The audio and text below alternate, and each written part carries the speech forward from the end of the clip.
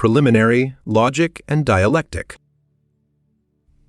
By the ancients, logic and dialectic were used as synonymous terms, although a Greek logizesthai, to think over, to consider, to calculate, and hav Greek dialogisthai, to converse, are two very different things.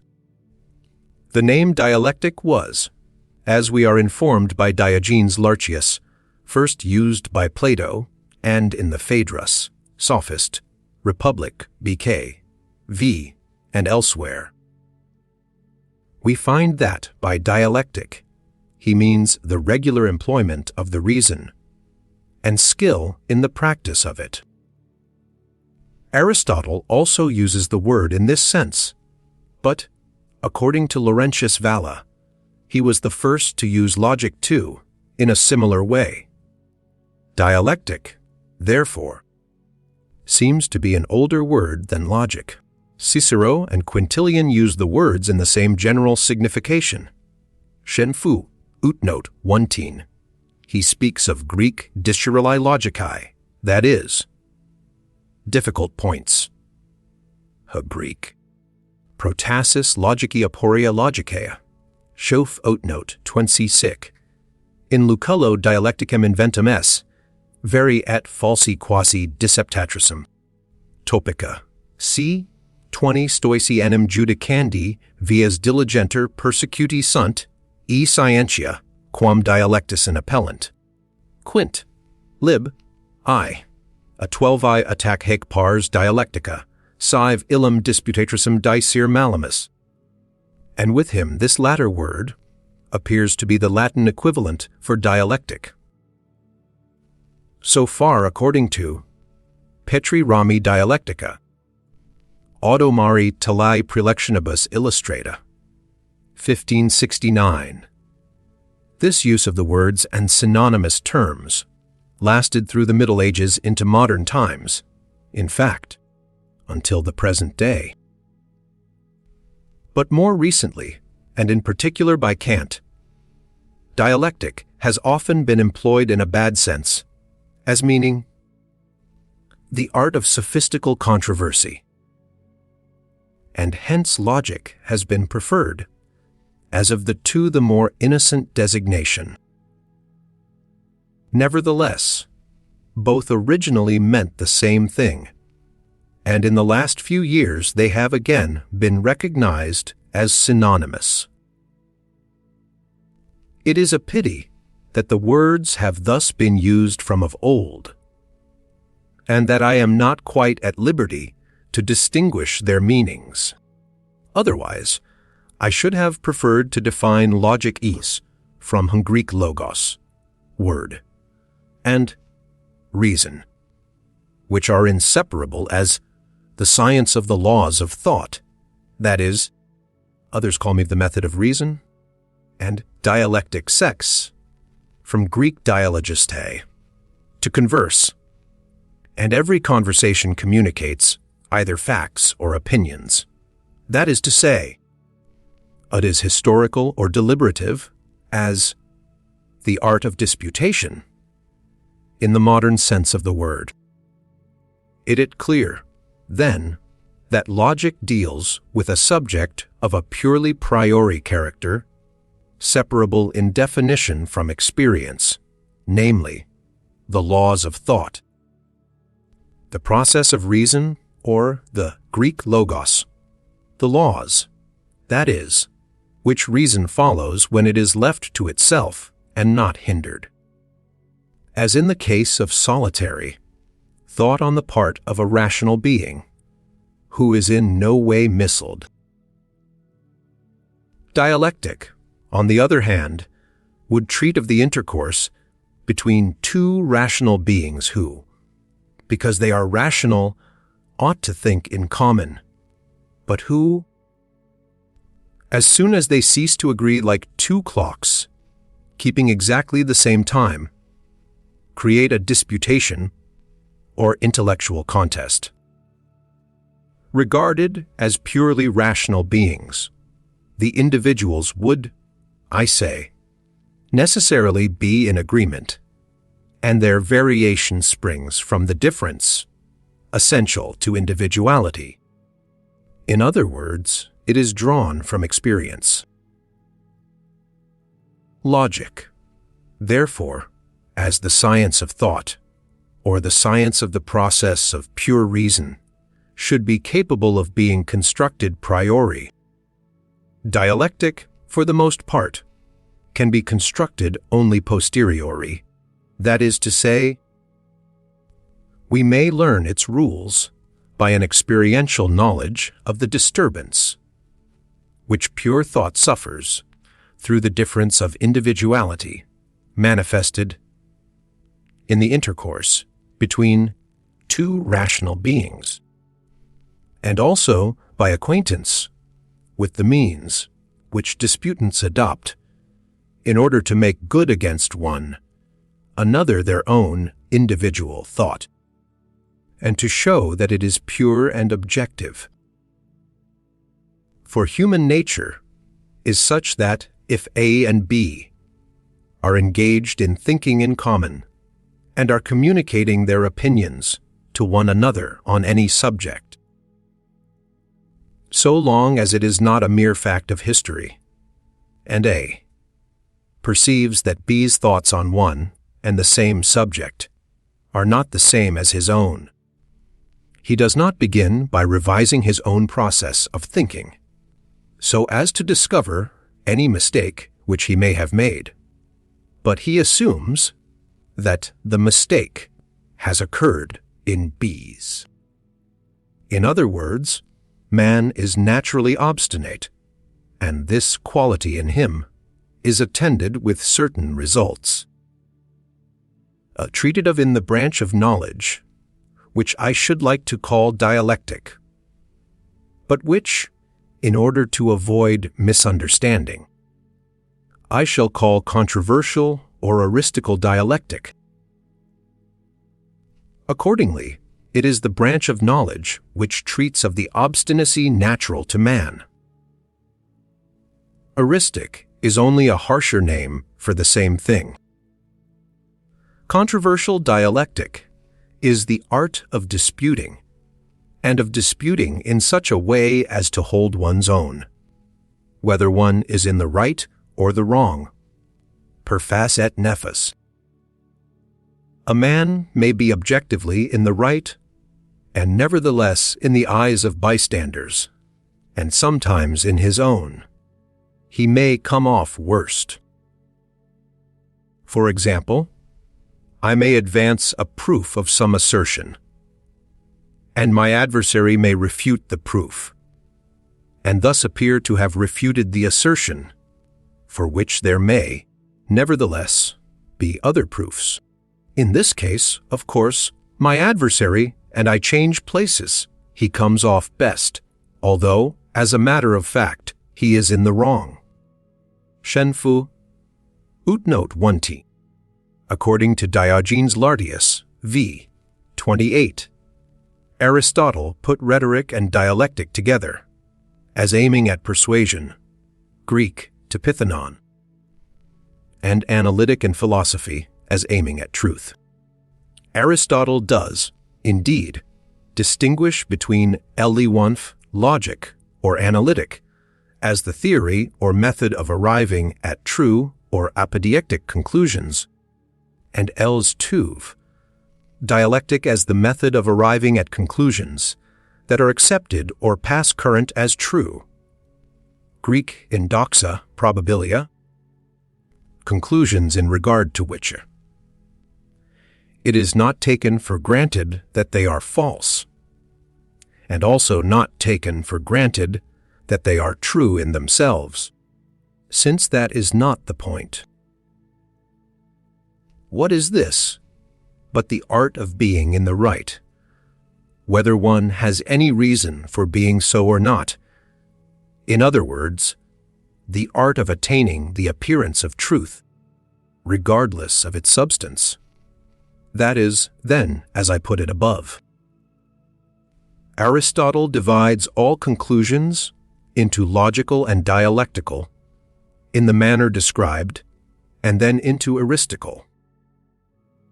Us-and-thirty Eristic is the method by which the form of the conclusion is correct, but the premises, the materials from which it is drawn, are not true, but only appear to be true. Finally, else-for, Sophistic, is the method in which the form of the conclusion is false, although it seems correct. These three last properly belong to the art of controversial dialectic, as they have no objective truth in view, but only the appearance of it, and pay no regard to truth itself, that is to say, they aim at victory. Aristotle's book on sophistic conclusions was edited apart from the others, and at a later date. It was the last book of his Dialectic. If the reader asks how this is, I reply that it is simply the natural baseness of human nature. If human nature were not base, but thoroughly honorable, we should in every debate have no other aim than the discovery of truth. We should not in the least care whether the truth proved to be in favor of the opinion which we had begun by expressing, or of the opinion of our adversary. That we should regard as a matter of no moment, or, at any rate, of very secondary consequence. But, as things are, it is the main concern. Our innate vanity, which is particularly sensitive in reference to our intellectual powers, will not suffer us to allow that our first position was wrong and our adversaries right. The way out of this difficulty would be simply to take the trouble always to form a correct judgment. For this a man would have to think before he spoke. But, with most men, innate vanity is accompanied by loquacity and innate dishonesty.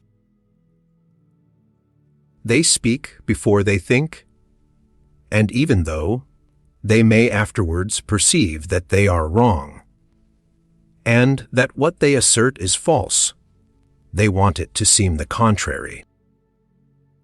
The interest in truth, which may be presumed to have been their only motive, when they stated the proposition, alleged to be true, now gives way to the interests of vanity.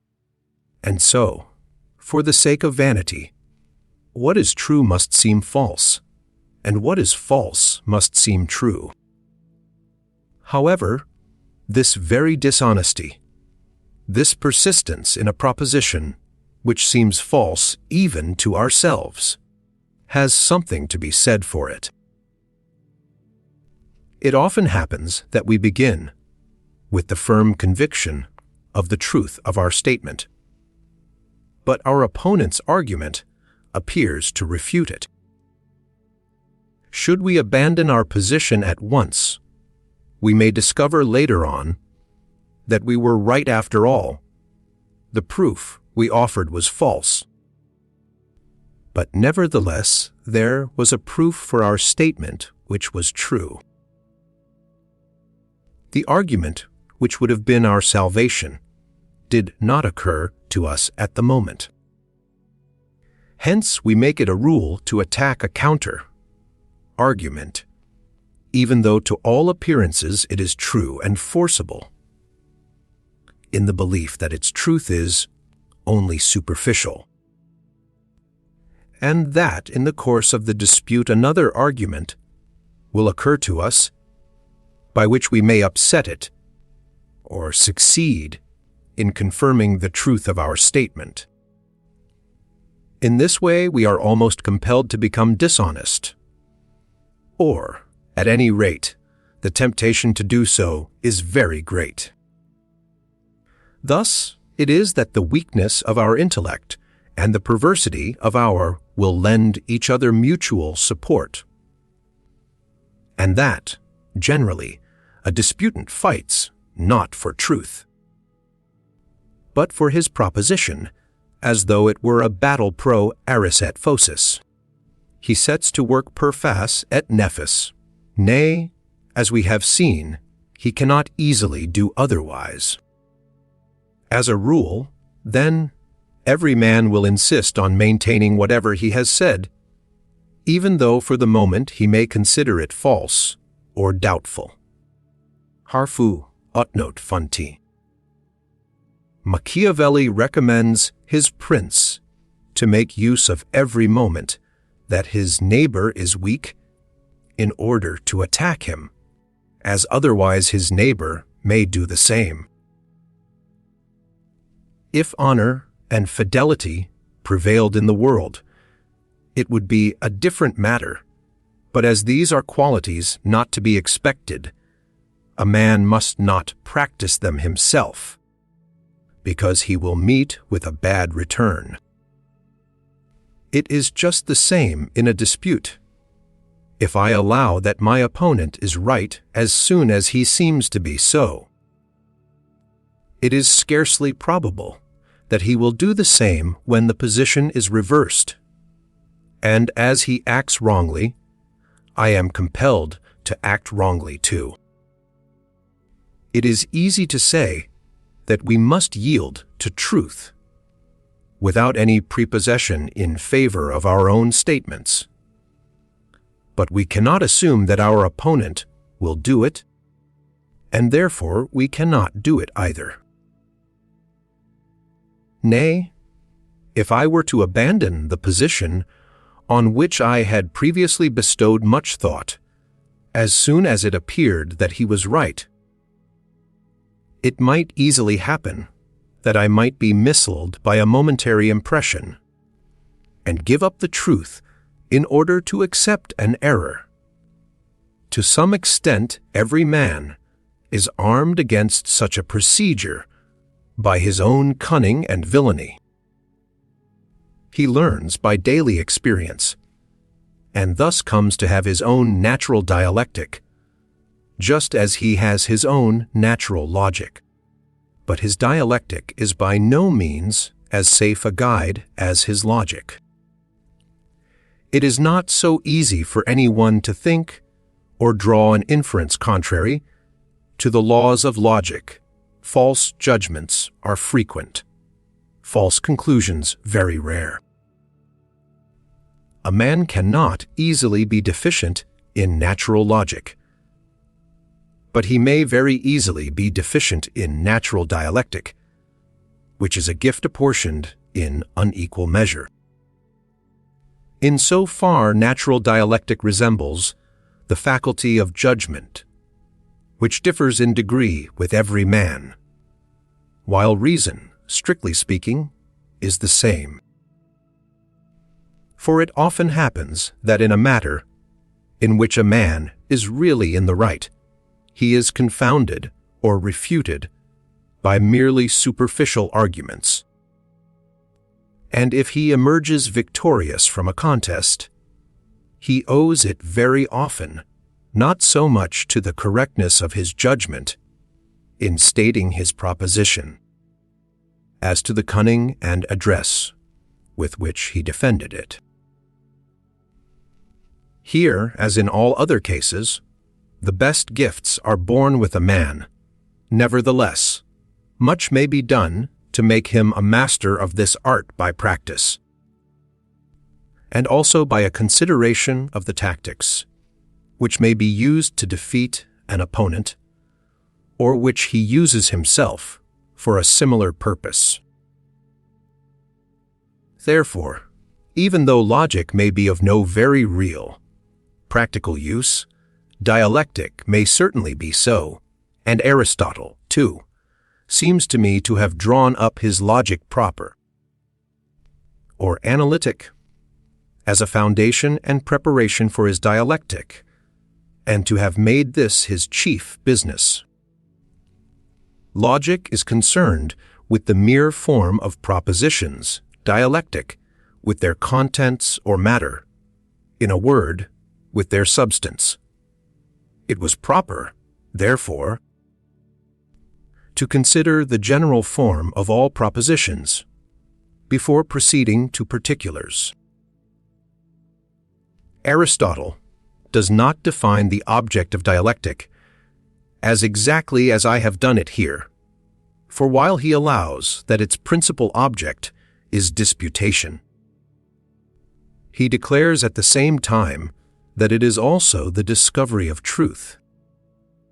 Again, he says, later on, that if, from the philosophical point of view, propositions are dealt with according to their truth, dialectic regards them according to their plausibility, or the measure in which they will win the approval and assent of others. He is aware that the objective truth of a proposition must be distinguished and separated from the way in which it is pressed home and approbation won for it. But he fails to draw a sufficiently sharp distinction between these two aspects of the matter, so as to reserve dialectic for the latter alone. The rules which he often gives for dialectic contain some of those which properly belong to logic, and hence it appears to me that he has not provided a clear solution of the problem. Footnote 1 Scene Topica, BK, 2 ein Schot, footnote 20ab, 12 Fetrel footnote 30. On the other hand, in his book, De Sophisticis Elenchus, he takes too much trouble to separate dialectic from sophistic and eristic, where the distinction is said to consist in this, that dialectical conclusions are true in their form and their contents, while sophistical and eristical conclusions are false. Eristic so far differs from sophistic that, while the master of eristic aims at mere victory, the sophist looks to the reputation, and with it, the monetary rewards which he will gain. But whether a proposition is true in respect of its contents is far too uncertain a matter to form the foundation of the distinction in question, and it is a matter on which the disputant least of all can arrive at certainty, nor is it disclosed in any very sure form, even by the result of the disputation. Therefore, when Aristotle speaks of dialectic, we must include in it sophistic, eristic, and parastic, and define it as the art of getting the best of it in a dispute, in which, unquestionably, the safest plan is to be in the right to begin with. But this in itself is not enough in the existing disposition of mankind, and, on the other hand, with the weakness of the human intellect, it is not altogether necessary. Other expedients are required, which, just because they are unnecessary to the attainment of objective truth, may also be used when a man is objectively in the wrong. And whether or not this is the case is hardly ever a matter of complete certainty. I am of opinion, therefore, that a sharper distinction should be drawn between dialectic and logic than Aristotle has given us.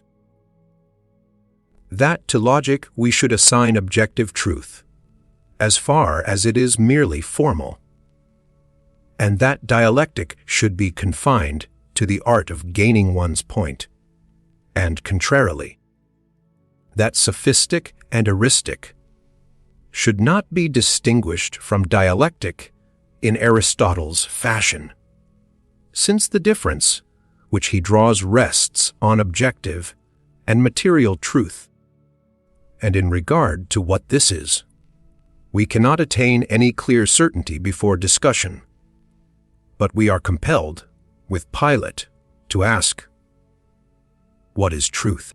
For truth is in the depths, a Greek in boutho he halatheos, a saying of Democritus, Diog. Lart, Ix, 72.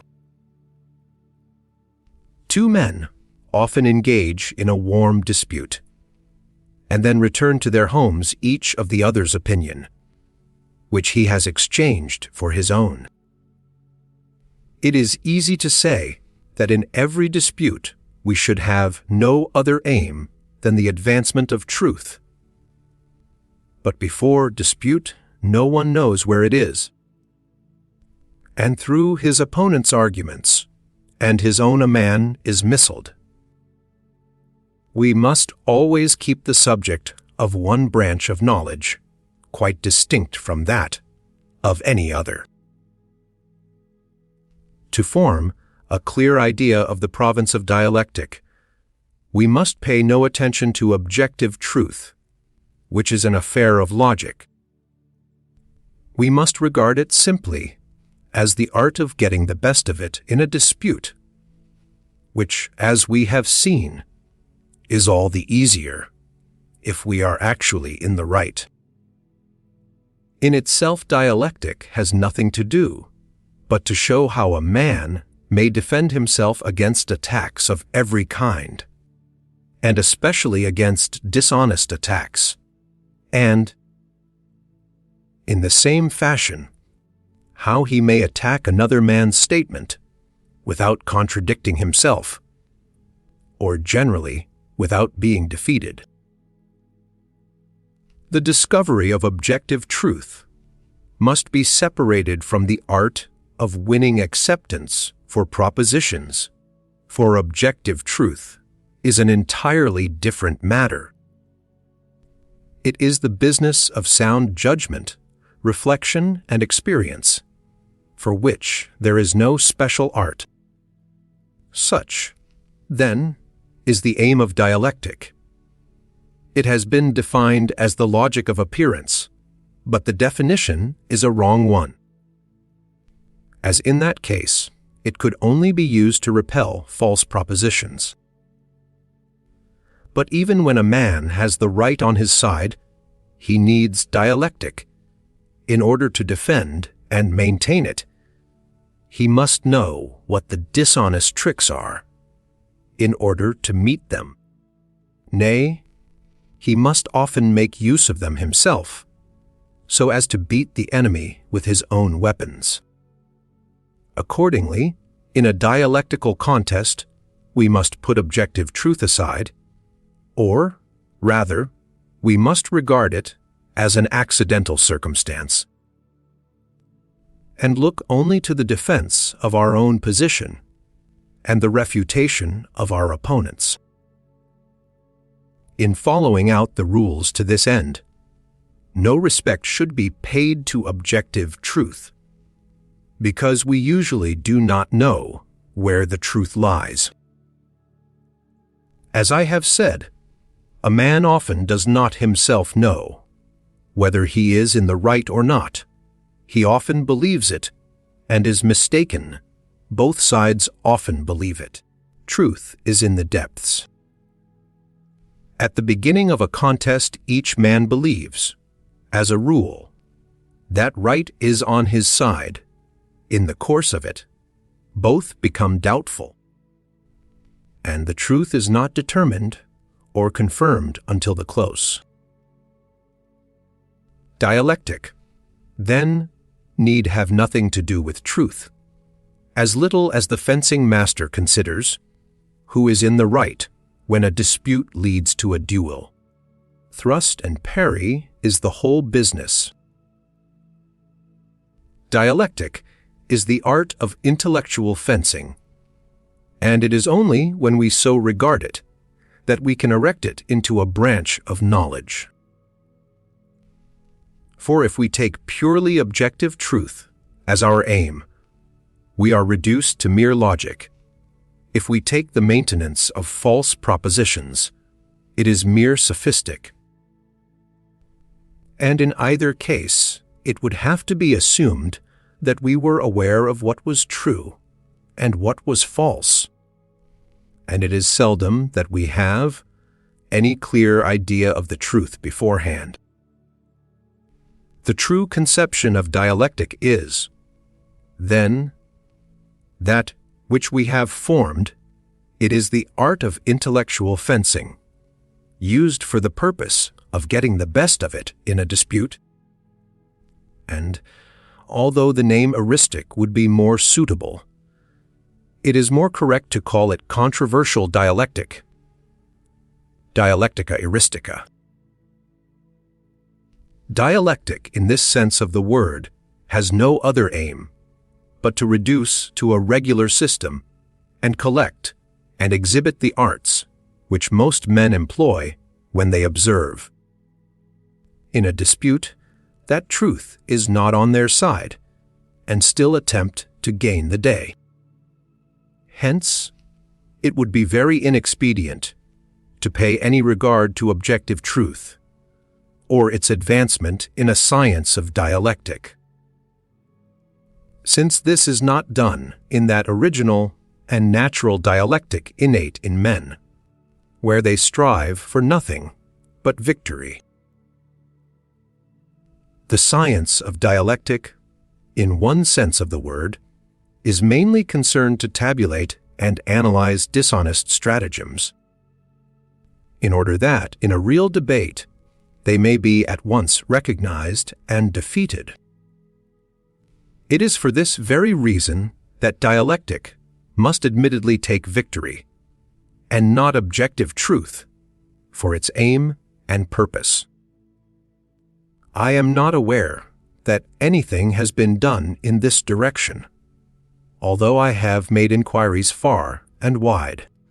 It is, therefore, an uncultivated soil. To accomplish our purpose, we must draw from our experience.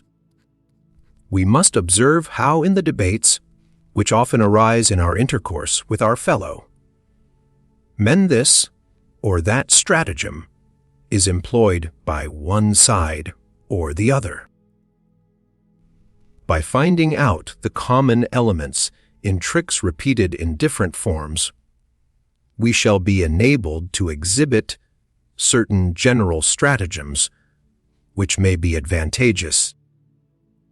Others well for our own use, as for frustrating others if they use them. Footnote 19 Diogenes, Laertes, tells us that among the numerous writings on rhetoric by Theophrastus, all of which have been lost, there was one entitled Greek. Agonistikon tes, peritus eristicus gogus theorias. That would have been just what we want. What follows is to be regarded as a first attempt. The basis of all dialectic. First of all, we must consider the essential nature of every dispute, what it is that really takes place in it. Our opponent has stated a thesis, or we ourselves, it is all one. There are two modes of refuting it, and two courses that we may pursue. The modes are L1 ad rem, L2 ad hominem, or ex concessus. That is to say, we may show either that the proposition is not in accordance with the nature of things, i.e., with absolute, objective truth, or that it is inconsistent with other statements or admissions of our opponent, i.e., with truth as it appears to him. The latter mode of arguing a question produces only a relative conviction, and makes no difference whatever to the objective truth of the matter.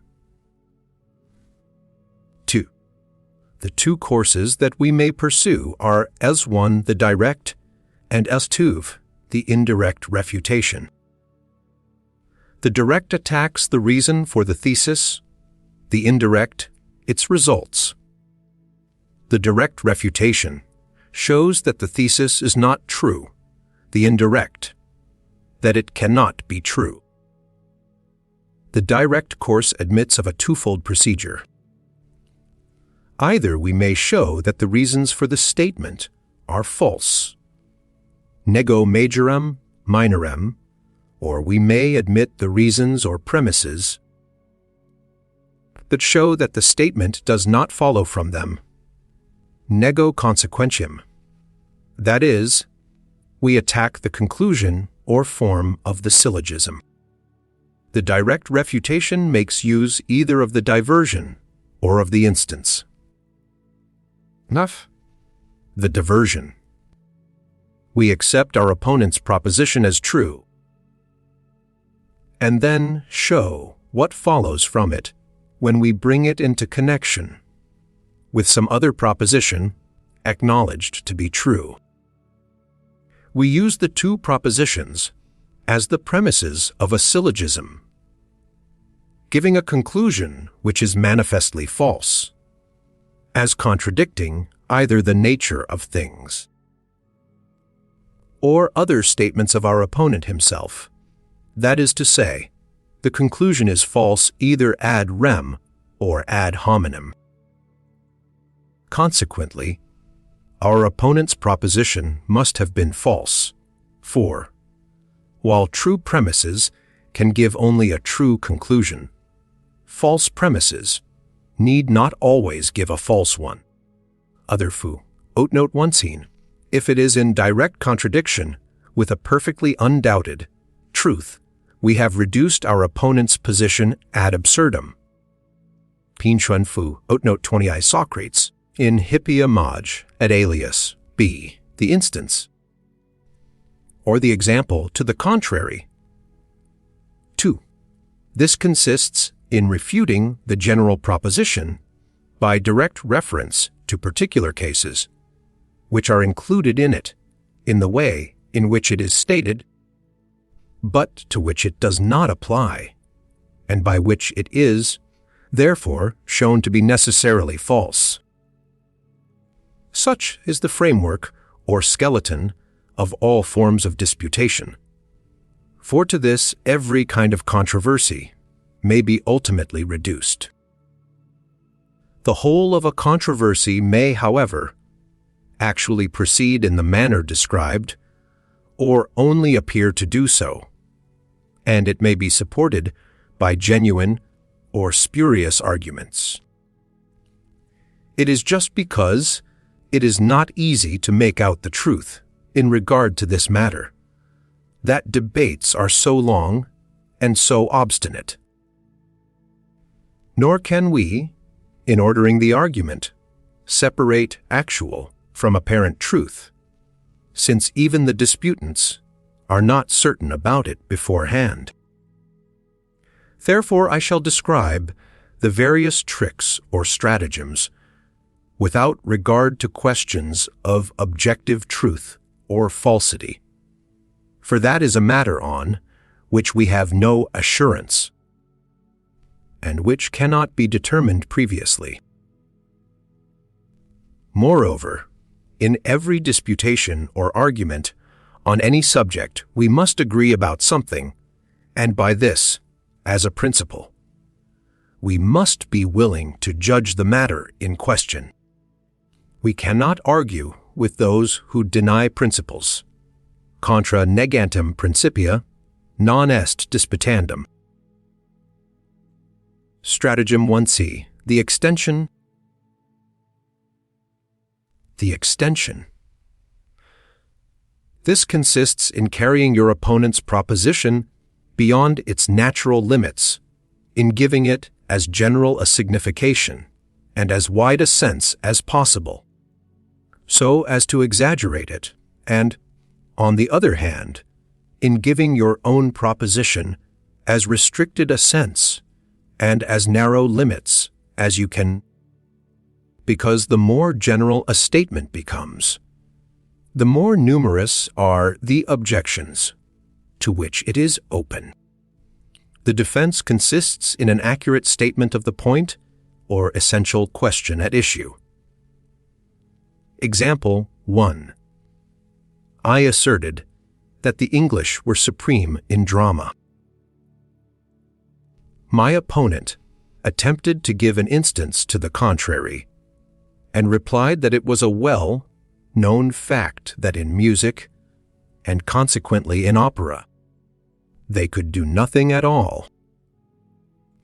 I repelled the attack by reminding him that music was not included in dramatic art, which covered tragedy and comedy alone. This he knew very well. What he had done was to try to generalize my proposition, so that it would apply to all theatrical representations, and, consequently, to opera, and then to music, in order to make certain of defeating me. Contrarily, we may save our proposition by reducing it within narrower limits than we had first intended, if our way of expressing it favors this expedient. Example 2.2a declares that the Peace of 1814 gave back their independence to all the German towns of the Hanseatic League. B gives an instance to the contrary by reciting the fact that Danzig, which received its independence from Bonaparte, lost it by that peace. A saves himself thus: I said all German towns, and Danzig was in Poland. This trick was mentioned by Aristotle in the Topica BK v. cc. 11, 12. Example 3. Bont Lamarck in his Philosophic Zoologique C. Serval I. p. 228 states that the polyp has no feeling because it has no nerves. It is certain, however, that it has some sort of perception, for it advances towards light by moving in an ingenious fashion from branch to branch, and it seizes its prey. Hence, it has been assumed that its nervous system is spread over the whole of its body in equal measure, as though it were blended with it, for it is obvious that the polyp possesses some faculty of perception, without having any separate organs of sense. Since this assumption refutes Lamarck's position, he argues thus: in that case, all parts of its body must be capable of every kind of feeling, and also of motion, of will, of thought. The polyp would have all the organs of the most perfect animal in every point of its body. Every point could see, smell, taste, hear, and so on. Nay, it could think, judge, and draw conclusions. Every particle of its body would be a perfect animal, and it would stand higher than man. Others, every part of it would possess all the faculties which man possesses, only in the whole of him. Further, there would be no reason for not extending what is true of the polyp to all monads, the most imperfect of all creatures, and ultimately to the plants, which are also alive, etc. By using dialectical tricks of this kind, a writer betrays that he is secretly conscious of being in the wrong. Because it was said that the creature's whole body is sensitive to light, and is therefore possessed of nerves, he makes out that its whole body is capable of thought. Stratagem 2a, the homonymy. The homonymy. This trick is to extend a proposition to something which has little or nothing in common with the matter in question, but the similarity of the word. Then to refute it triumphantly, and so claim credit for having refuted the original statement. It may be noted here that synonyms are two words for the same conception, homonyms, two conceptions which are covered by the same word. See Aristotle, Topica BK, I, C, 13. deep, cutting, high, used at one moment of bodies at another of tones, are homonyms, honorable, and honest are synonyms. This is a trick which may be regarded as identical with the sophism ex homonymia, although, if the sophism is obvious, it will deceive no one. Every light can be extinguished. The intellect is a light. Therefore, it can be extinguished. Here it is at once clear that there are 4 terms in the syllogism: light, being used both in a real and in a metaphorical sense. But if the sophism takes a subtle form, it is, of course, apt to mislead, especially where the conceptions which are covered by the same word are related and inclined to be interchangeable. It is never subtle enough to deceive if it is used intentionally, and therefore cases of it must be collected from actual and individual experience.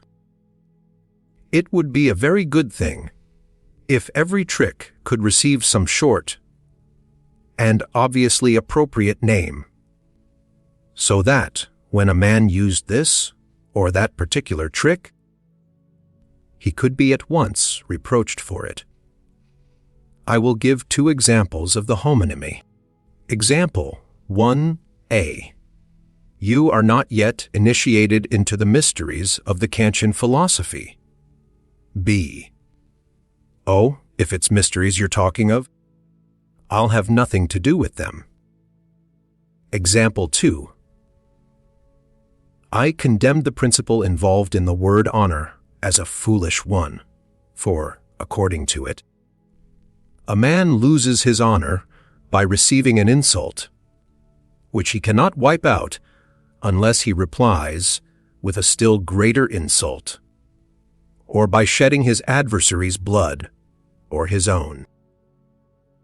I contended that a man's true honor cannot be outraged by what he suffers, but only and alone by what he does. For there is no saying what may befall any one of us. My opponent immediately attacked the reason I had given, and triumphantly proved to me that when a tradesman was falsely accused of misrepresentation, dishonesty, or neglect in his business, it was an attack upon his honor, which in this case was outraged solely by what he suffered, and that he could only retrieve it by punishing his aggressor and making him retract. Here, by a homonymy, he was foisting civic honor, which is otherwise called good name, and which may be outraged by libel and slander, on to the conception of knightly honor, also called point d'honneur, which may be outraged by insult. And since an attack on the former cannot be disregarded, but must be repelled by public disproof, so, with the same justification, an attack on the latter must not be disregarded either, but it must be defeated by still greater insult and a duel. Here we have a confusion of 2, essentially different things, through the homonymy in the word honor, and a consequent alteration of the point in dispute. Stratagem 30. Generalize his assertion. Another trick is to take a proposition which is laid down relatively, and in reference to some particular matter, as though it were uttered with a general or absolute application, or, at least, to take it in some quite different sense, and then refute it. Aristotle's example is as follows: a Moor is black, but in regard to his teeth he is white, therefore he is black, and not black at the same moment. This is an obvious sophism which will deceive no one. Let us contrast it with one drawn from actual experience. In talking of philosophy, I admitted that my system upheld the quietists and commended them. Shortly afterwards, the conversation turned upon Hegel, and I maintained that his writings were mostly nonsense, or, at any rate, that there were many passages in them where the author wrote the words, and it was left to the reader to find a meaning for them. My opponent did not attempt to refute this assertion ad rem, but contented himself by advancing the argumentum ad hominem, and telling me that I had just been praising the quietists, and that they had written a good deal of nonsense too. This I admitted, but, by way of correcting him, I said that I had praised the quietists not as philosophers and writers, that is to say, for their achievements in the sphere of theory, but only as men, and for their conduct in mere matters of practice, and that in Hegel's case we were talking of theories. In this way I parried the attack. The first three tricks are of a kindred character. They have this in common: that something different is attacked from that which was asserted. It would therefore be an ignoratio elenchi to allow oneself to be disposed of in such a manner. For in all the examples that I have given, what the opponent says is true, but it stands in apparent and not in real contradiction with the thesis. All that the man whom he is attacking has to do is to deny the validity of his syllogism, to deny, namely, the conclusion which he draws, that because his proposition is true, ours is false. In this way his refutation is itself directly refuted by a denial of his conclusion, per negationem consequentiae. Another trick is to refuse to admit true premises because of a foreseen conclusion. There are two ways of defeating it, incorporated in the next two sections. Stratagem 4a. Conceal your game. If you want to draw a conclusion, you must not let it be foreseen, but you must get the premises admitted one by one, unobserved, mingling them here and there in your talk. Otherwise, your opponent will attempt all sorts of chicanery.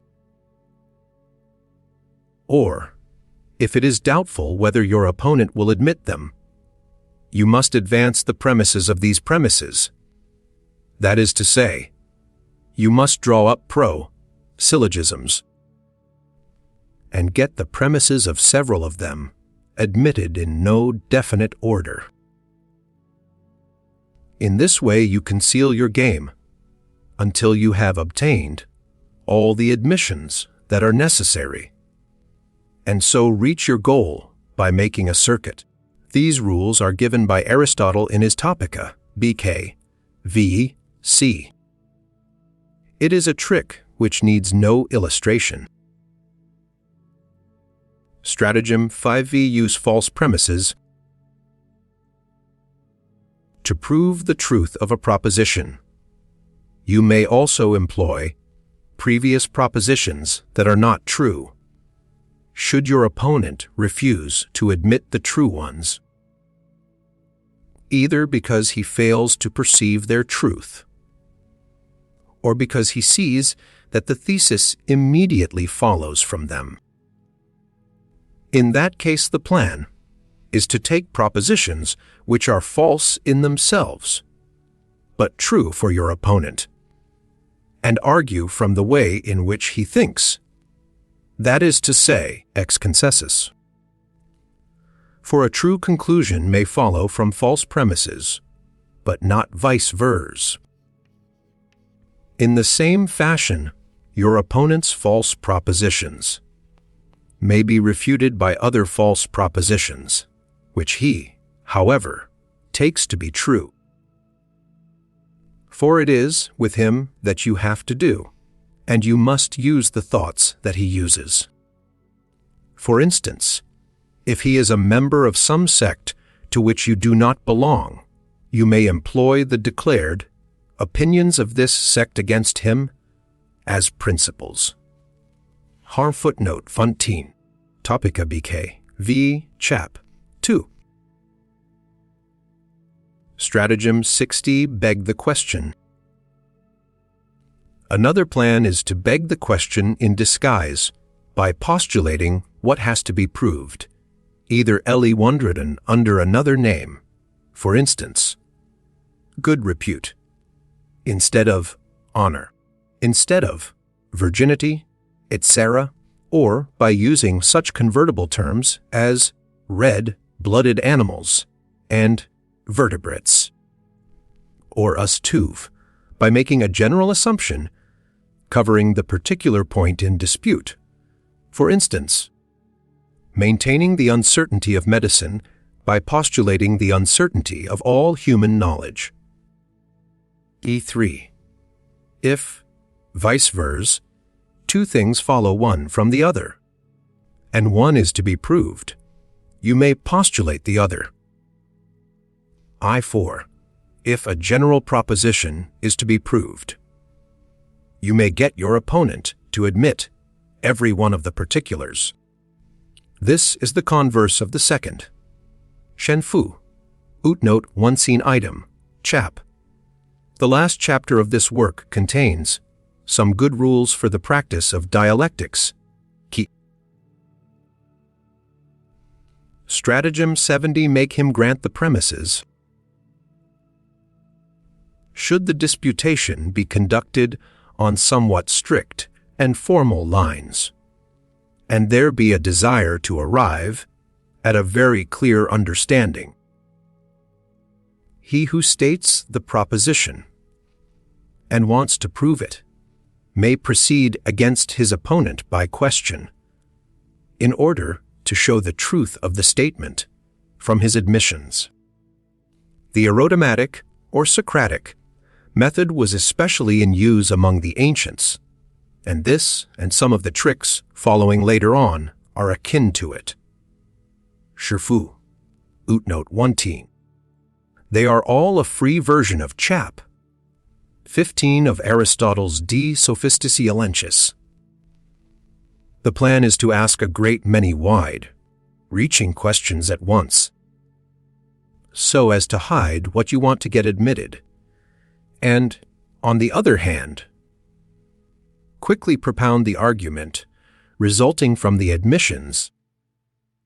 For those who are slow of understanding cannot follow accurately and do not notice any mistakes or gaps there may be in the demonstration. Stratagem 80. Make him angry. This trick consists in making your opponent angry, for when he is angry, he is incapable of judging aright and perceiving where his advantage lies. You can make him angry by doing him repeated injustice or practicing some kind of chicanery and being generally insolent. Stratagem 90. Ask questions out of order. Or, you may put questions in an order different from that which the conclusion to be drawn from them requires, and transpose them, so as not to let him know at what you are aiming. He can then take no precautions. You may also use his answers for different or even opposite conclusions, according to their character. This is akin to the trick of masking your procedure. Stratagem 100 exploit the contrary answer. If you observe that your opponent designedly returns a negative answer to the questions which, for the sake of your proposition, you want him to answer in the affirmative, you must ask the converse of the proposition, as though it were that which you were anxious to see affirmed. Or, at any rate, you may give him his choice of both, so that he may not perceive which of them you are asking him to affirm. Stratagem 11 Generalize a single admission. If you make an induction, and your opponent grants you the particular cases by which it is to be supported, you must refrain from asking him if he also admits the general truth which issues from the particulars, but introduce it afterwards as a settled and admitted fact, for, in the meanwhile, he will himself come to believe that he has admitted it, and the same impression will be received by the audience, because they will remember the many questions as to the particulars, and suppose that they must, of course, have attained their end. Stratagem 12 Choose favorable words. If the conversation turns upon some general conception, which has no particular name, but requires some figurative or metaphorical designation, you must begin by choosing a metaphor that is favorable to your proposition. For instance, the names used to denote the two political parties in Spain, Servals and Liberates, are obviously chosen by the latter. The name Protestants is chosen by themselves, and also the name Evangelicals, but the Catholics call them heretics. Similarly, in regard to the names of things which admit of a more exact and definite meaning, for example, if your opponent proposes an alteration, you can call it an innovation, as this is an invidious word. If you yourself make the proposal, it will be the converse. In the first case, you can call the antagonistic principle the existing order. In the second, antiquated prejudice. What an impartial man with no further purpose to serve would call public worship, or a system of religion, is described by an adherent as piety, godliness, and by an opponent as bigotry, superstition. This is, at bottom, a subtle petitio principii. What is sought to be proved is, first of all, inserted in the definition, whence it is then taken by mere analysis. What one man calls placing in safe custody, another calls throwing into prison. A speaker often betrays his purpose beforehand by the names which he gives to things. One man talks of the clergy, another of the priests. Of all the tricks of controversy, this is the most frequent, and it is used instinctively. You hear of religious zeal, or fanaticism, a fox pass, a piece of gallantry, or adultery, an equivocal, or a bawdy story, embarrassment, or bankruptcy, through influence and connection, or by bribery and nepotism, sincere gratitude, or good pay.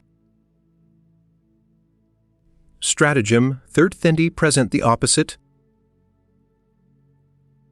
To make your opponent accept a proposition, you must give him the counter.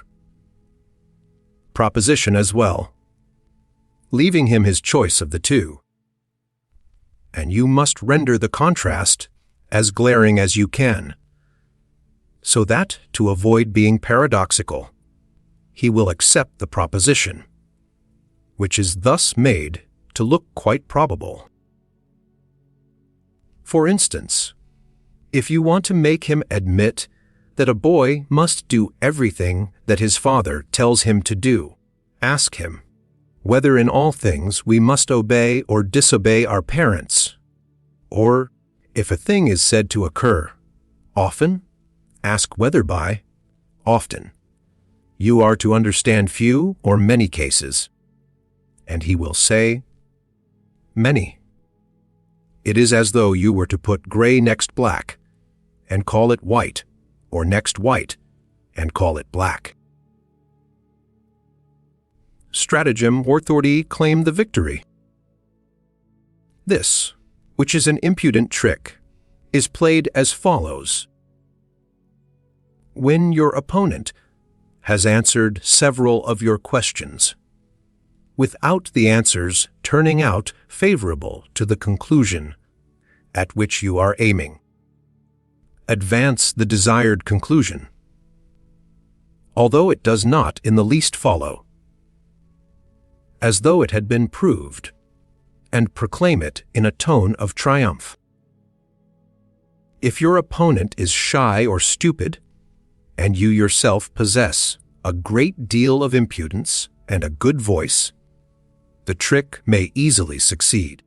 It is akin to the fallacy non causae ut causae. Stratagem 15 die spring a paradox. If you have advanced a paradoxical proposition and find a difficulty in proving it, you may submit for your opponent's acceptance or rejection some true proposition, the truth of which, however, is not quite palpable, as though you wished to draw your proof from it. Should he reject it because he suspects a trick, you can obtain your triumph by showing how absurd he is. Should he accept it sure, you have got reason on your side for the moment, and must now look about you, or else you can employ the previous trick as well, and maintain that your paradox is proved by the proposition which he has accepted. For this an extreme degree of impudence is required, but experience shows cases of it, and there are people who practice it by instinct. Stratagem 6 Argumentum ad hominem. Another trick is to use arguments ad hominem or ex concessis. When your opponent makes a proposition, you must try to see whether it is not in some way, if needs be, only apparently, inconsistent with some other proposition, which he has made or admitted, or with the principles of a school or sect which he has commended and approved, or with the actions of those who support the sect, or else of those who give it only an apparent and spurious support, or with his own actions or want of action. For example, should he defend suicide, you may at once exclaim, "Why don't you hang yourself?" Should he maintain that Berlin is an unpleasant place to live in, you may say, "Why don't you leave by the first train?" Some such claptrap is always possible. Shemfu utnote 1t. The truth from which I draw my proof may he either s one series of an objective and universally valid character. In that case, my proof is veracious, secundum veritatem, and it is such proof alone that has any genuine validity. Or 1002 arv, it may be valid only for the person to whom, I wish to prove my proposition, and with whom I am disputing. He has, that is to say, either taken up some position, once for all as a prejudice, or hastily admitted it in the course of the dispute, and on this I ground my proof. In that case, it is a proof valid only for this particular man, ad hominem.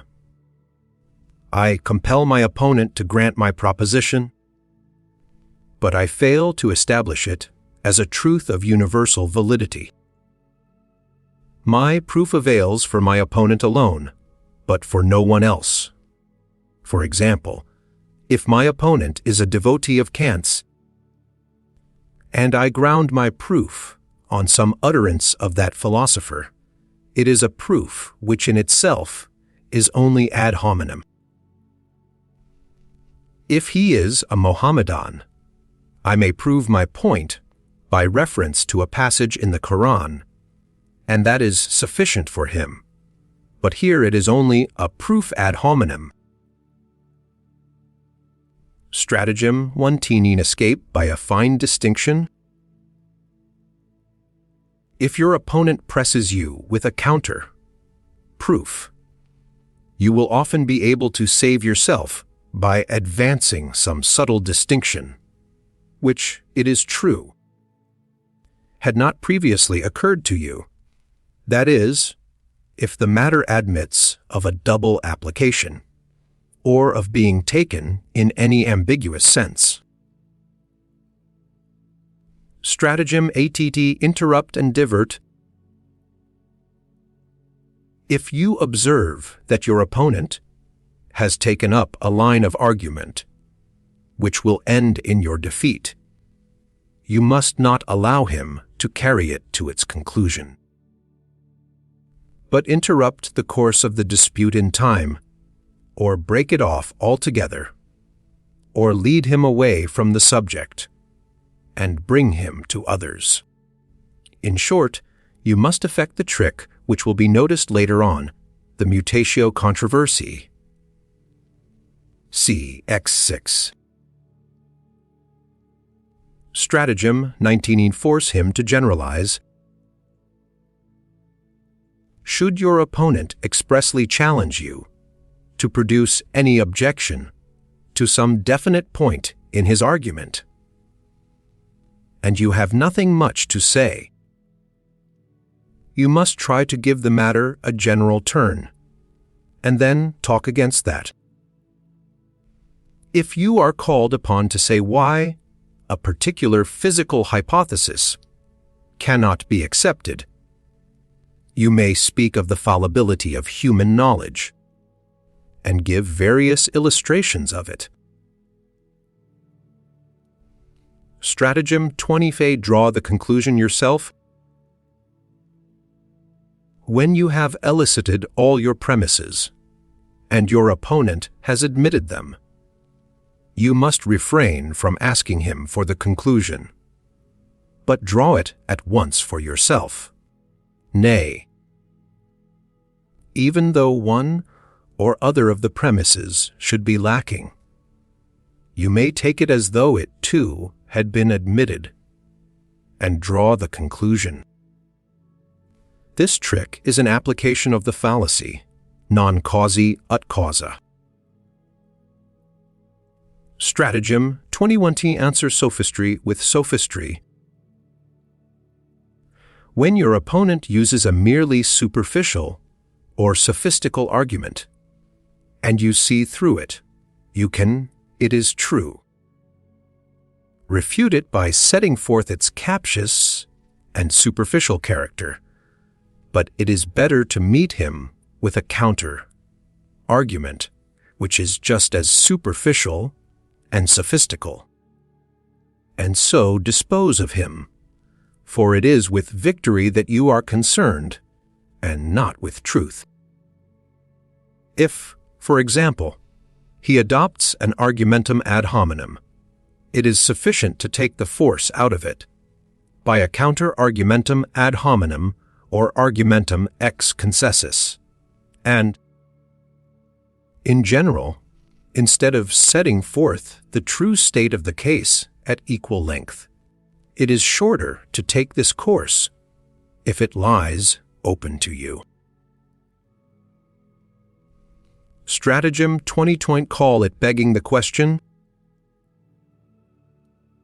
If your opponent requires you to admit something from which the point in dispute will immediately follow, you must refuse to do so, declaring that it is a petitio principii for.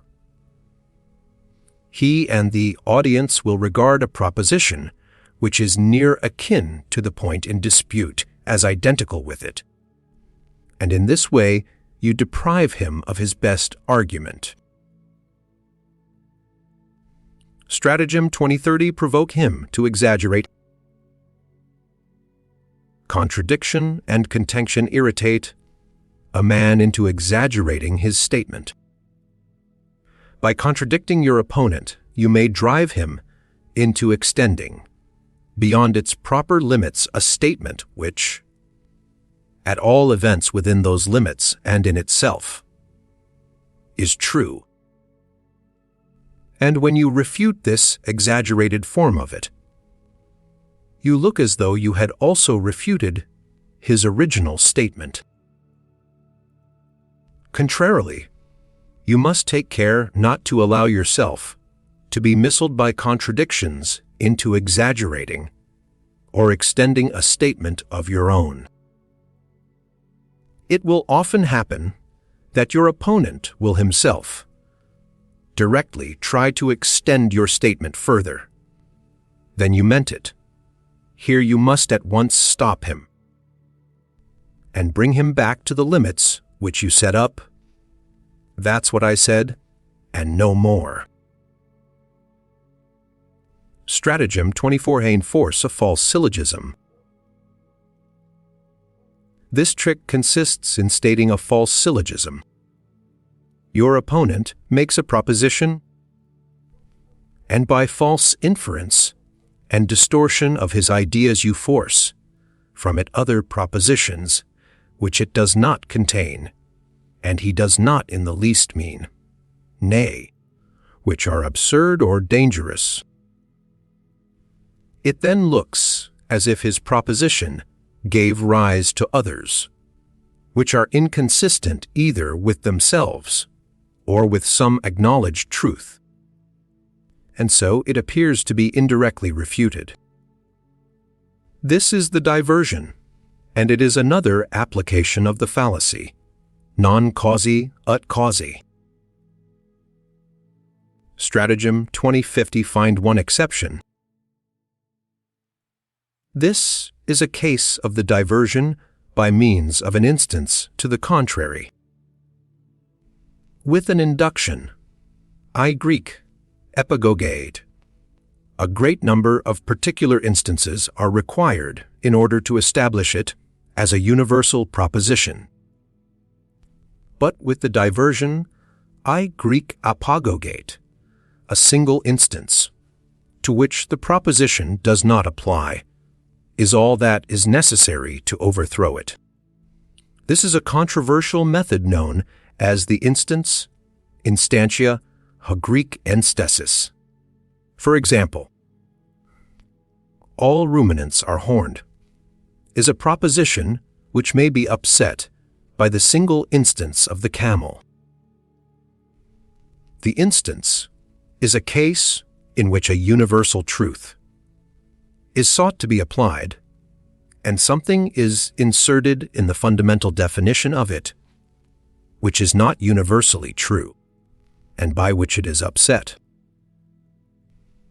But there is room for mistake, and when this trick is employed by your opponent, you must observe else one, whether the example which he gives is really true. For there are problems of which the only true solution is that the case in point is not true. For example, many miracles, ghost stories, and so on. And else tuve, whether it really comes under the conception of the truth thus stated, for it may only appear to do so. And the matter is one to be settled by precise distinctions, and, I3, whether it is really inconsistent with this conception. For this, again, may be only an apparent inconsistency. Stratagem 26c, turn the tables. A brilliant move is the retortio argumenti, or turning of the tables, by which your opponent's argument is turned against himself. He declares, for instance, so and so is a child, you must make allowance for him. You retort, just because he is a child, I must correct him. Otherwise, he will persist in his bad habits. Stratagem 2070 press. What makes him angry? Should your opponent surprise you by becoming particularly angry at an argument, you must urge it with all the more zeal. Not only because it is a good thing to make him angry, but because it may be presumed that you have here put your finger on the weak side of his case, and that just here he is more open to attack than even for the moment you perceive. Stratagem 2080 appeal to the Bystanders. This is chiefly practicable in a dispute between scholars in the presence of the unlearned. If you have no argument ad rem, and none either ad hominem, you can make one ad auditors. That is to say, you can start some invalid objection, which, however, only an expert sees to be invalid. Now your opponent is an expert, but those who form your audience are not, and accordingly in their eyes he is defeated.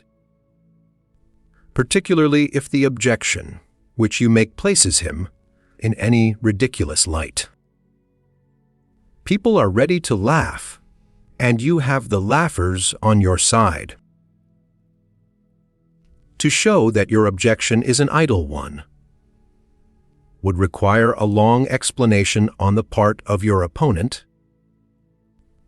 and a reference to the principles of the branch of knowledge in question, or to the elements of the matter which you are discussing, and people are not disposed to listen to it.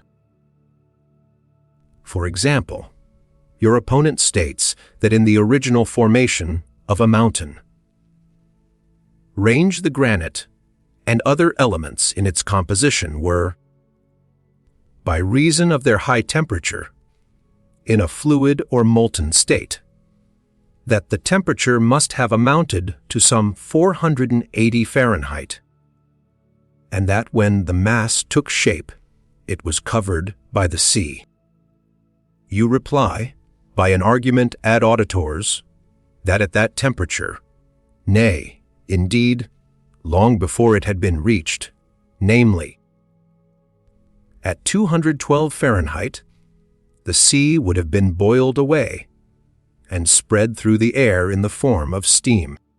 At this, the audience laughs. To refute the objection, your opponent would have to show that the boiling point depends not only on the degree of warmth, but also on the atmospheric pressure, and that as soon as about half the sea, water had gone off in the shape of steam, this pressure would be so greatly increased that the rest of it would fail to boil, even at a temperature of 480. He is debarred from giving this explanation, as it would require a treatise to demonstrate the matter to those who had no acquaintance with physics.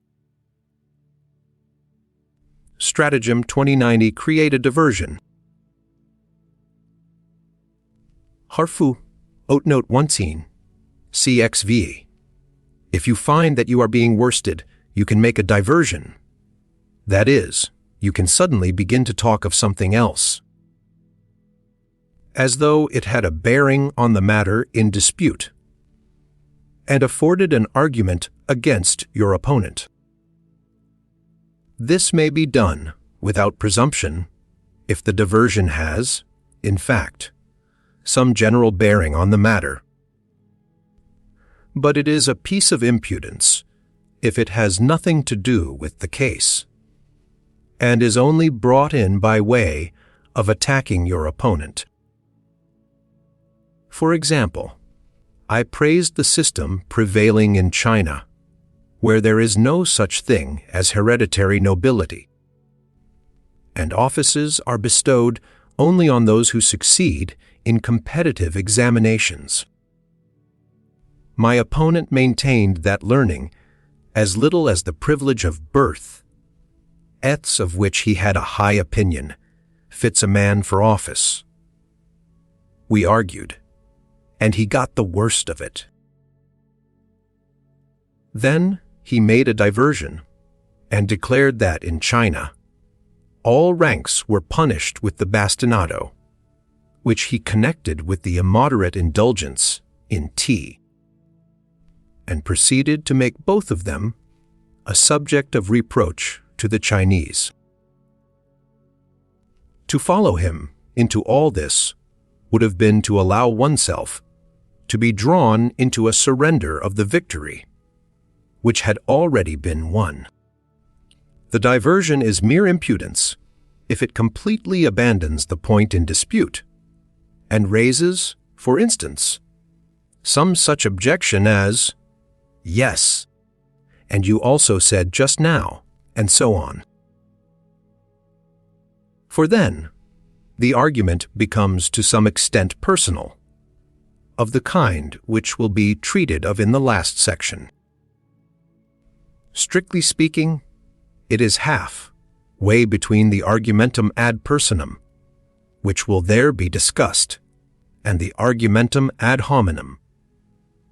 How very innate this trick is may be seen in every quarrel between common people. If one of the parties makes some personal reproach against the other, the latter, instead of answering it by refuting it, allows it to stand, as it were, admits it, and replies by reproaching his antagonist on some other ground. This is a stratagem like that pursued by Scipio when he attacked the Carthaginians, not in Italy, but in Africa. In war, diversions of this kind may be profitable, but in a quarrel they are poor expedients, because the reproaches remain, and those who look on hear the worst that can be said of both parties. It is a trick that should be used only fought demiux. Stratagem 3 Elfine appeal to authority. This is the argumentum ad verecundium. It consists in making an appeal to authority rather than reason, and in using such an authority as may suit the degree of knowledge possessed by your opponent. Every man prefers belief to the exercise of judgment, says Seneca, and it is therefore an easy matter if you have an authority on your side which your opponent respects. The more limited his capacity and knowledge, the greater is the number of the authorities who weigh with him. But if his capacity and knowledge are of a high order, there are very few, indeed, hardly any at all. He may, perhaps, admit the authority of professional men, versed in a science or an art or a handicraft, of which he knows little or nothing. But even so he will regard it with suspicion. Contrarily, ordinary folk have a deep respect for professional men of every kind. They are unaware that a man who makes a profession of a thing loves it not for the thing itself, but for the money he makes by it, or that it is rare for a man who teaches to know his subject thoroughly, for if he studies it as he ought, he has in most cases no time left in which to teach it. But there are very many authorities who find respect with the mob, and if you have none that is quite suitable, you can take one that appears to be so. You may quote what some said in another sense or in other circumstances. Authorities, which your opponent fails to understand, are those of which he generally thinks the most. The unlearned entertain a peculiar respect for a Greek or a Latin flourish. You may also, should it be necessary, not only twist your authorities, but actually falsify them, or quote something which you have invented entirely yourself. As a rule, your opponent has no books at hand, and could not use them if he had. The finest illustration of this is furnished by the French cur, who, to avoid being compelled, like other citizens, to pave the street in front of his house, quoted a saying which he described as biblical pavent illi, ego non pavibo. That was quite enough for the municipal officers. A universal prejudice may also be used as an authority. For most people think with Aristotle that may be said to exist which many believe. There is no opinion, however absurd, which men will not readily embrace as soon as they can be brought to the conviction that it is generally adopted. Example affects their thought just as it affects their action. They are like sheep following the bell, whether just as he leads them. They would sooner die than think. It is very curious that the universality of an opinion should have so much weight with people, as their own experience might tell them that its acceptance is an entirely thoughtless and merely imitative process. But it tells them nothing of the kind, because they possess no self, knowledge whatever. It is only the elect who say with Plato, "Ha Greek, tois polois polidokeia," which means that the public has a good many bees in its bonnet, and that it would be a long business to get at them. But to speak seriously, the universality of an opinion is no proof, nay, it is not even a probability, that the opinion is right. Those who maintain that it is so must assume Elsin 1, that length of time deprives a universal opinion of its demonstrative force, as otherwise all the old errors, which were once universally held to be true, would have to be recalled.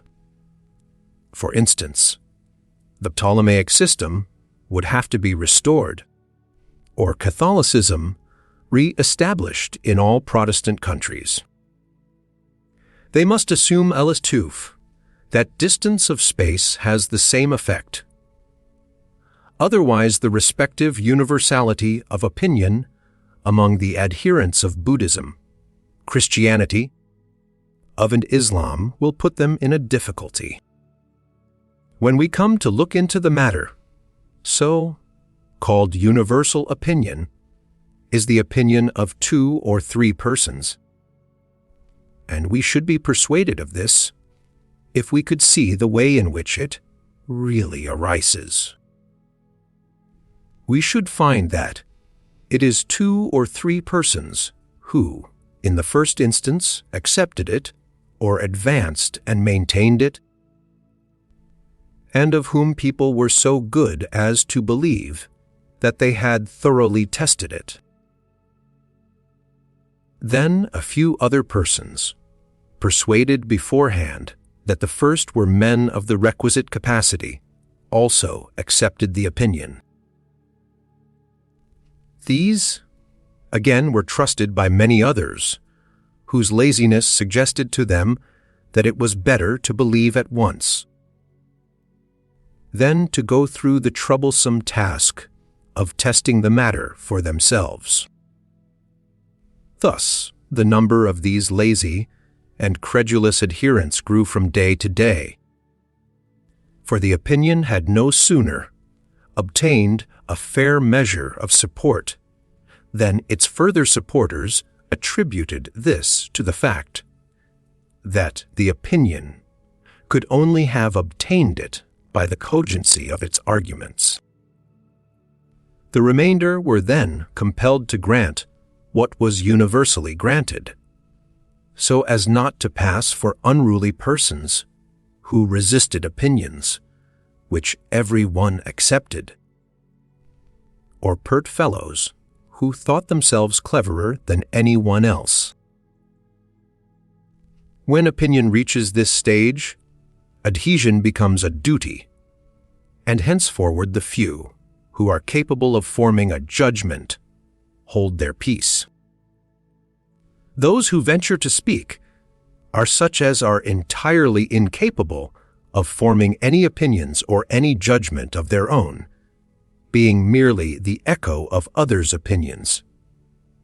And, nevertheless, they defend them with all the greater zeal and intolerance.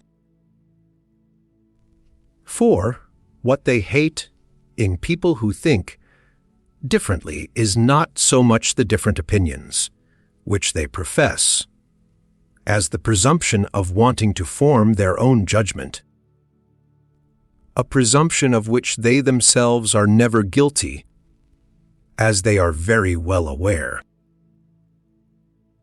In short, there are very few who can think, but every man wants to have an opinion, and what remains but to take it ready, made from others, instead of forming opinions for himself. Since this is what happens, where is the value of the opinion, even of 100 millions?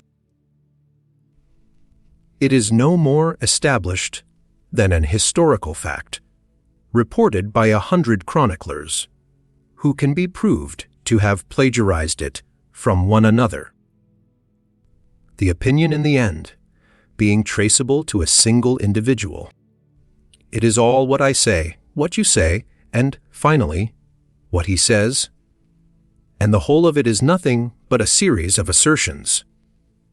Hanfu, Oatnote 1, see Bale's pens as Sir Les Comtes, I, p. 10, Hlid dico ego, to Dices, sed denique dixit et ill, dictac post toties, nil nisi dicta vides. Nevertheless, in a dispute with ordinary people, we may employ universal opinion as an authority.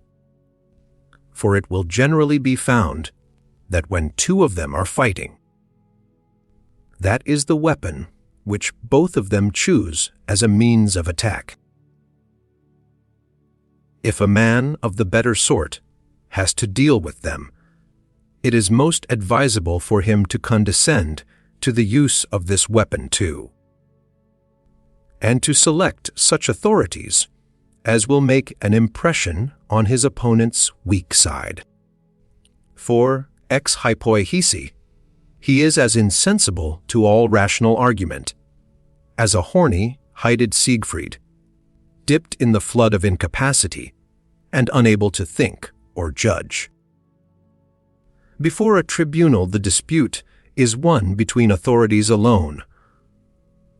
Such authoritative statements, as are laid down by legal experts. And here the exercise of judgment consists in discovering what law or authority applies to the case in question. There is, however, plenty of room for dialectic. For should the case in question and the law not really fit each other, they can, if necessary, be twisted until they appear to do so, or vice versa. Stratagem 31 in Profess not to understand. If you know that you have no reply to the arguments which your opponent advances, you may, by a fine stroke of irony, declare yourself to be an incompetent judge. What you now say passes my poor powers of comprehension. It may be all very true, but I can't understand it, and I refrain from any expression of opinion on it. In this way, you insinuate to the bystanders, with whom you are in good repute, that what your opponent says is nonsense. Thus, when Kant's Critic appeared, or, rather, when it began to make a noise in the world, many professors of the old eclectic school declared that they failed to understand it in the belief that their failure settled the business. But when the adherents of the new school proved to them that they were quite right and had really failed to understand it, they were in a very bad humor. This is a trick which may be used only when you are quite sure that the audience thinks much better of you than of your opponent. A professor, for instance, may try it on a student. Strictly, it is a case of the preceding trick. It is a particularly malicious assertion of one's own authority, instead of giving reasons. The counter trick is to say, I beg your pardon, but, with your penetrating intellect, it must be very easy for you to understand anything. And it can only be my poor statement of the matter that is at fault. And then go on to rub it into him until he understands it nolens volens and sees for himself that it was really his own fault alone. In this way you parry his attack. With the greatest politeness, he wanted to insinuate that you were talking nonsense, and you, with equal courtesy, prove to him that he is a fool. Stratagem 32e brand it with an odious name. If you are confronted with an assertion, there is a short way of getting rid of it, or, at any rate, of throwing suspicion on it, by putting it into some odious category, even though the connection is only apparent or else of a loose character. You can say, for instance, that is Manichaeism, or it is Arianism, or Pelagianism, or Idealism, or Spinozism, or Pantheism, or Brownianism, or Naturalism, or Atheism, or Rationalism, Spiritualism, Mysticism, and so on. In making an objection of this kind, you take it for granted else one, that the assertion in question is identical with, or is at least contained in, the category cited. That is to say, you cry out, "Oh, I have heard that before," and else prove that the system referred to has been entirely refuted, and does not contain a word of truth. Stratagem 33v true in theory, not in practice. That's all very well in theory, but it won't do in practice. In this sophism, you admit the premises, but deny the conclusion, in contradiction with a well-known rule of logic. The assertion is based upon an impossibility. What is right in theory must work in practice, and if it does not, there is a mistake in the theory. Something has been overlooked and not allowed for, and, consequently, what is wrong in practice is wrong in theory too. Stratagem 34C. Press the question he dodges. When you state a question or an argument, and your opponent gives you no direct answer or reply, but evades it by a counter, question or an indirect answer, or some assertion which has no bearing on the matter, and, generally, tries to turn the subject, it is a sure sign that you have touched a weak spot, sometimes without knowing it. You have, as it were, reduced him to silence. You must, therefore, urge the point all the more, and not let your opponent evade it. Even when you do not know where the weakness which you have hit upon really lies. Stratagem 35. Fave. Aim at his will, not reason. There is another trick which, as soon as it is practicable, makes all others unnecessary. Instead of working on your opponent's intellect by argument, work on his will by motive, and he, and also the audience, if they have similar interests, will at once be won over to your opinion, even though you got it out of a lunatic asylum, for, as a general rule, half an ounce of will is more effective than 100 weight of insight and intelligence. This, it is true, can be done only under peculiar circumstances. If you succeed in making your opponent feel that his opinion, should it prove true, will be distinctly prejudicial to his interest, he will let it drop like a hot potato and feel that it was very imprudent to take it up. A clergyman, for instance, is defending some philosophical dogma. You make him sensible of the fact that it is in immediate contradiction with one of the fundamental doctrines of his church, and he abandons it. A landed proprietor maintains that the use of machinery in agricultural operations, as practiced in England, is an excellent institution, since an engine does the work of many men. You give him to understand that it will not be very long before carriages are also worked by steam, and that the value of his large stud will be greatly depreciated, and you will see what he will say. In such cases, every man feels how thoughtless it is to sanction a law unjust to himself, quam temere in nosmet ligem sansimus iniquam.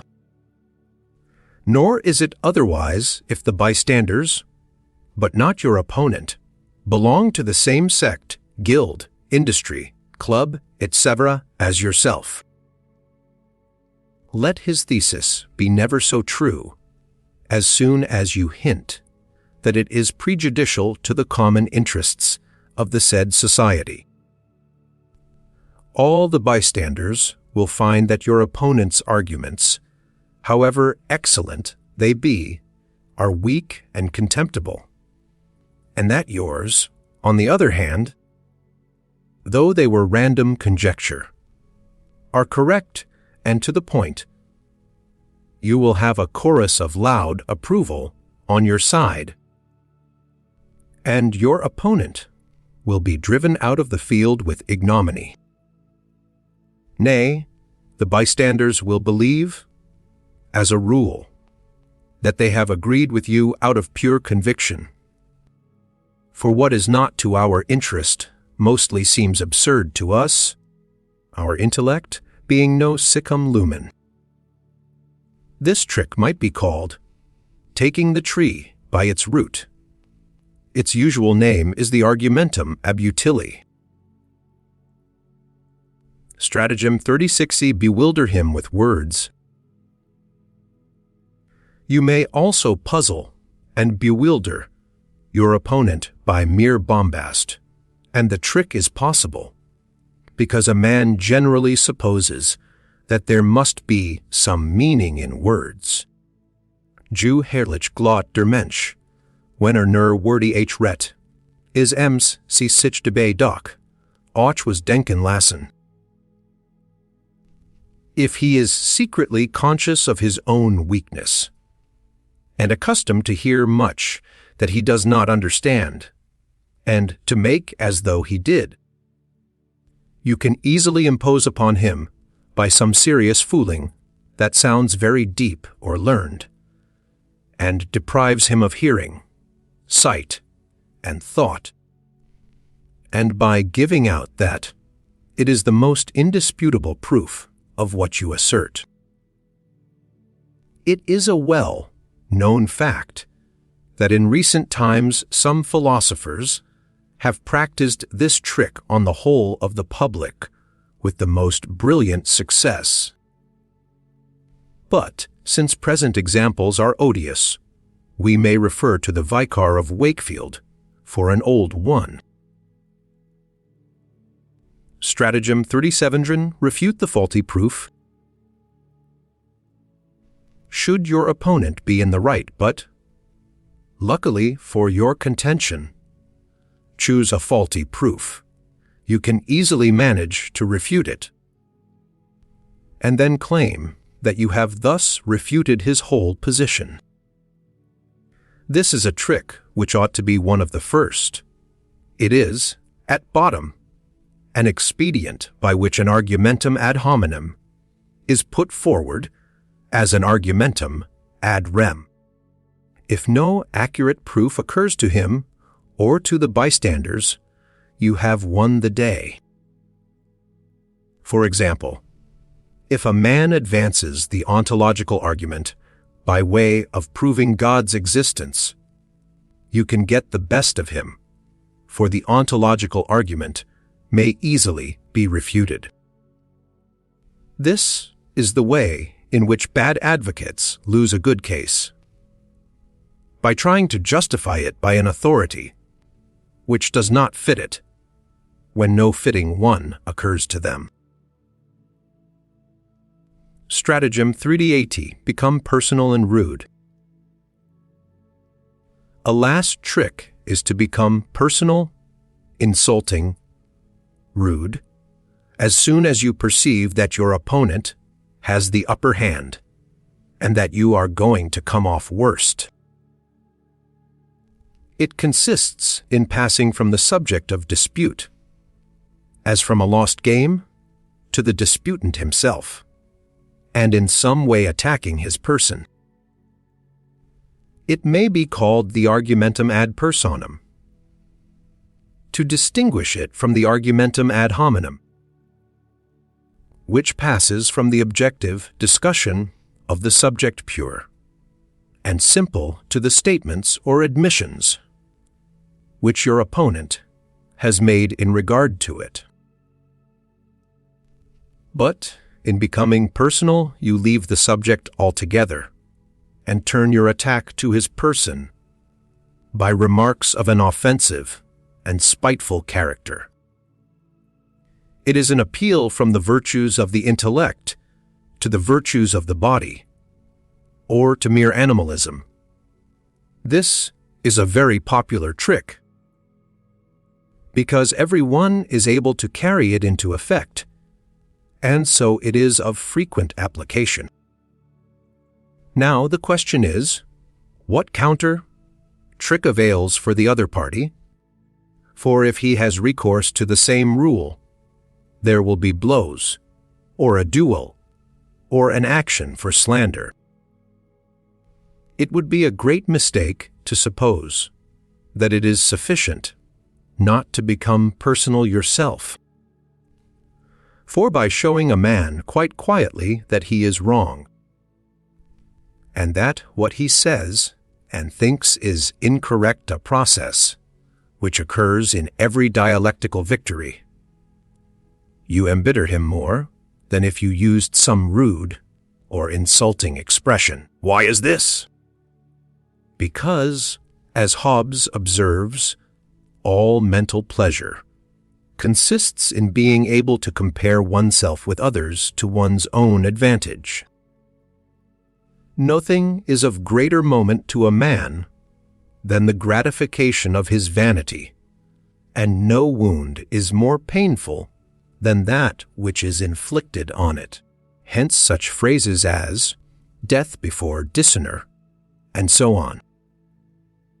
The gratification of vanity arises mainly by comparison of oneself with others, in every respect, but chiefly in respect of one's intellectual powers. And so the most effective and the strongest gratification of it is to be found in controversy.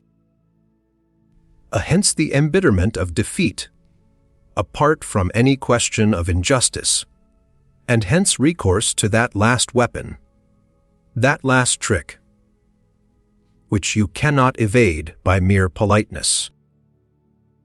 A cool demeanor may, however, help you here if, as soon as your opponent becomes personal, you quietly reply. That has no bearing on the point in dispute, and immediately bring the conversation back to it, and continue to show him that he is wrong, without taking any notice of his insults. Say, as Themistocles said to Eurybiades, "Strike, but hear me." But such demeanor is not given to every one. Cher fut, ut note 19 elementa philosophica decisive. As a sharpening of wits, controversy is often, indeed, of mutual advantage.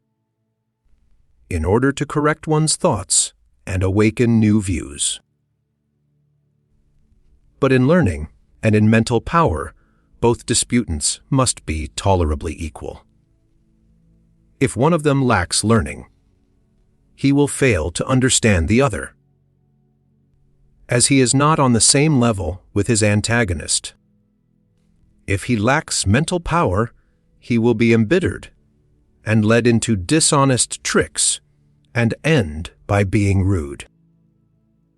The only safe rule, therefore, is that which Aristotle mentions in the last chapter of his Topica: not to dispute with the first person you meet, but only with those of your acquaintance of whom you know that they possess sufficient intelligence and self-respect not to advance absurdities, to appeal to reason and not to authority, and to listen to reason and yield to it, and, finally, to cherish truth, to be willing to accept reason, even from an opponent, and to be just enough to bear being proved to be in the wrong, should truth lie with him.